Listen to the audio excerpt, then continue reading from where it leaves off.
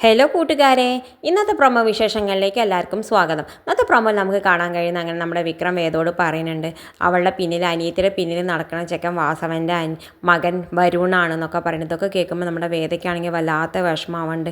ഇങ്ങനത്തെ ഒരു കുണ്ടിലാണല്ലോ അവളുടെ അനിയത്തി പോയി പെടണം എന്നൊക്കെ വിചാരിച്ചിട്ട് എന്തായാലും അവൾ അനിയത്തിനെ വേഗം ഫോൺ എടുത്ത് വിളിക്കുന്നുണ്ട്.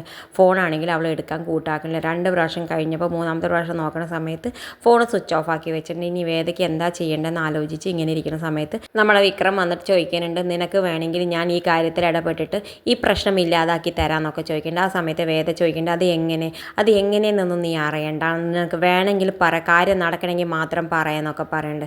ആ സമയത്ത് വേദ പറയുന്നുണ്ട്, ആ നോക്കട്ടെ എന്നൊക്കെ പറയുന്നുണ്ട്. അപ്പം അങ്ങനെയാണെങ്കിൽ നീ എനിക്കൊരു തിരിച്ചൊരു സഹായം ചെയ്യേണ്ടിയിരുന്നു പറയുന്നുണ്ട്. അപ്പോൾ എന്താണെന്ന് പറഞ്ഞാൽ അത് ഞാൻ നിനക്ക് പിന്നെ പറയാം, ഇപ്പം നിനക്ക് ഞാൻ എന്തായാലും ഈ സഹായം ചെയ്തു തരാമെന്നൊക്കെ പറയുന്നുണ്ട്. അപ്പോൾ അവൾ പറയുന്നുണ്ട്, ഞാൻ എന്തായാലും അനിയത്തിയോട് പോയി സംസാരിച്ച് വരട്ടെ, എന്നിട്ട് നമുക്ക് തീരുമാനിക്കാൻ പറഞ്ഞു. ഇതൊക്കെ നമ്മുടെ പുറത്താണെങ്കിൽ നമ്മുടെ നന്ദിനി എടുത്ത് മെല്ലെ കേൾക്കാൻ ശ്രമിക്കുന്നുണ്ട്, പക്ഷെ ഒന്നും കേൾക്കണില്ല.